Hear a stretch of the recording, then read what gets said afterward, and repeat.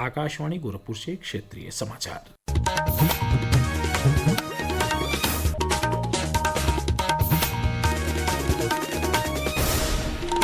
नमस्कार, समाचार बुलेटिन के साथ मैं वेद प्रकाश पाठक।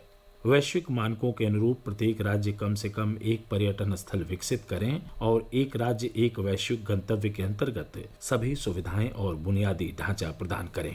यह बातें आज नई दिल्ली में नीति आयोग की 10वीं शासी परिषद की बैठक की अध्यक्षता करते हुए प्रधानमंत्री नरेंद्र मोदी ने कही। बैठक में प्रदेश के मुख्यमंत्री योगी आदित्यनाथ समेत कई अन्य राज्यों के मुख्यमंत्री, उपराज्यपाल और केंद्रीय मंत्री हिस्सा लेने पहुंचे। एक रिपोर्ट। नीति आयोग के शासी परिषद के लिए इस वर्ष का विषय 2047 तक विकसित भारत के लिए विकसित राज्य निर्धारित किया गया था। विषय को ध्यान में रखते हुए गवर्निंग काउंसिल ने 2047 के लिए विकसित भारत के लिए विकसित राज्य के दृष्टिकोण पर चर्चा की। बैठक के दौरान प्रधानमंत्री ने कहा कि यदि केंद्र और सभी राज्य एक साथ आए और टीम इंडिया की तरह मिलकर काम करें तो कोई भी लक्ष्य असंभव नहीं है। उन्होंने इस बात पर जोर दिया कि प्रत्येक राज्य में कम से कम एक पर्यटन स्थल विकसित करने के फैसले से पड़ोसी शहरों का भी पर्यटन स्थल के रूप में विकास होगा। बैठक के बाद एक सोशल मीडिया पोस्ट में प्रदेश के मुख्यमंत्री योगी आदित्यनाथ ने कहा कि उत्तर प्रदेश टीम इंडिया के महत्वपूर्ण सदस्य के रूप में अपना सर्वश्रेष्ठ योगदान देने के लिए पूर्णतः प्रतिबद्ध है। समाचार कक्ष से मैं अरुण।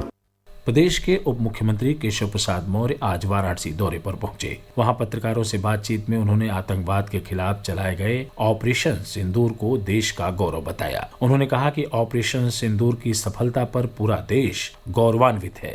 हमारे देश की सेनाओं ने देश के मस्तक को गर्व से ऊंचा कर दिया है। उप मुख्यमंत्री श्री मौर्य ने कांग्रेस नेता राहुल गांधी और समाजवादी पार्टी के अध्यक्ष अखिलेश यादव पर बीते दिनों अनर्गल बयान देने का भी आरोप लगाया। ऑपरेशन सिंदूर की सफलता और देश के वीर जवानों के सम्मान में चलाए जा रहे भारत शौर्य तिरंगा यात्रा के आयोजन का क्रम प्रदेश भर में जारी है।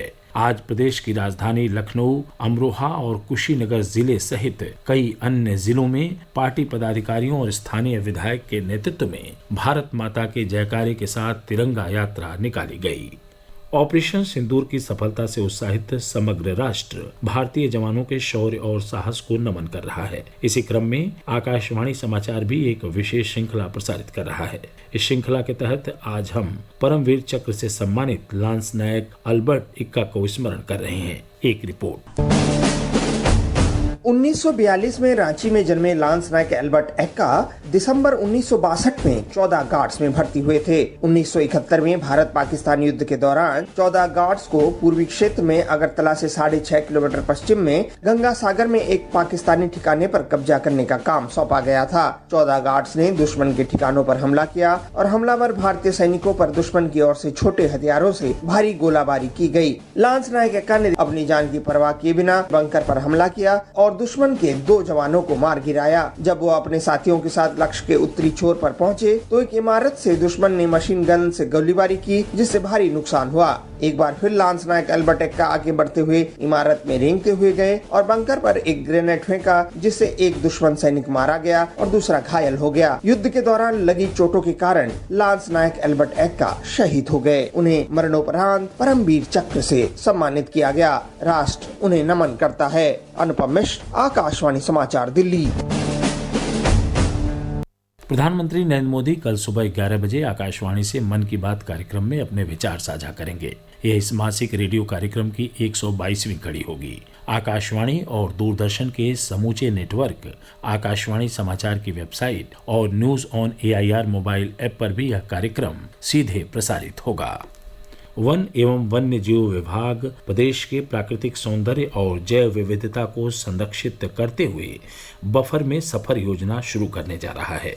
इसके तहत दुधवा, पीलीभीत टाइगर रिजर्व और उत्तर खीरी बफर जोन में नए सफारी रूट विकसित किए जा रहे हैं। साथ ही सोगी बरवा, उत्तर खीरी और पीलीभीत में बफर जोन क्षेत्रों के नए मार्गों का भी चयन किया गया है। योजना के तहत इन बफर जोन में पर्यटक बरसात के दिनों में सफारी का आनंद लेने के अलावा कई अन्य सुविधाएं प्राप्त कर सकेंगे।